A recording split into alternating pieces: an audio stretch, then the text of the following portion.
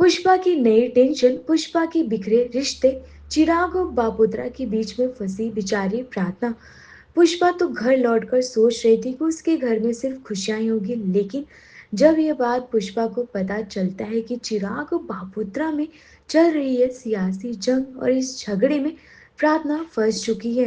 एक तरफ उसके पिता हैं तो एक तरफ पति हैं, तो आखिर प्रार्थना साथ किसके दे? लेकिन पुष्पा हमेशा सही का साथ देती है। जब ये खबर पुष्पा के कान तक आती है, तो वह सुबह होते ही प्रार्थना को बापोद्रा के घर लेकर आती है।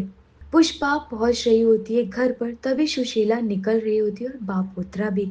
तभी वो दोनों पुष्पा को ऐसे देखकर तो पहले शॉक हो जाते हैं, फिर पुष्पा ही कह देती है सुशीला से कि चिराग तेरा बेटा है या दामाद, जिस पर वो कहती है कि चिराग तेरा बेटा है, इस नाते वो मेरा भी बेटा है, फिर जाकर वो कहीं मेरा दामाद है। फिर पुष्पा कहती है अगर वो तेरा बेटा है, उससे कोई गलती होती है, तुझे उसे डांटना पड़ेगा, उसे समझाना पड़ेगा, कान खींचना पड़ेगा और वक्त आने पर थप्पड़ भी लगाना पड़ेगा, फिर जाकर कहीं बात बनेगी।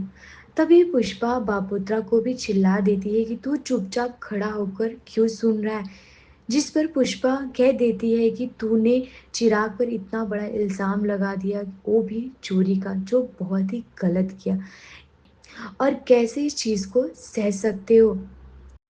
जिस पर बापुत्रा कहता है कि हमसे क्या पूछ रही हो, अपने बेटे से पूछ। तब पुष्पा कहती है कि उसने पूछ लिया है, तभी तो हाथ पकड़कर प्रार्थना को यहाँ लेकर आई है, वरना नहीं लेकर आती। और इन सब की वजह से बेचारी प्रार्थना को सजा क्यों मिल रही है। सुशीला पुष्पा को समझाती है कि मैंने ये सब करके देख लिया, कुछ असर नहीं पड़ा, और चिराग के चोरी का जो इल्ज़ाम है गलतफहमी थी, और गलतफहमी इतनी बढ़ गई कि किसी को कुछ भी समझ में नहीं आ रहा था। पुष्पा कहती इल्ज़ाम और गलतफहमी में बहुत बड़ा फ़र्क होता, और ये बहुत बड़ा इल्ज़ाम लगाया गया उस पर। जिसमें सुशीला कहती है कि उसने सब कुछ करके देख लिया, समझा कर देख लिया, लेकिन दोनों का जो ईगो है इतना बढ़ गया है कि दोनों समझने को तैयार ही नहीं है।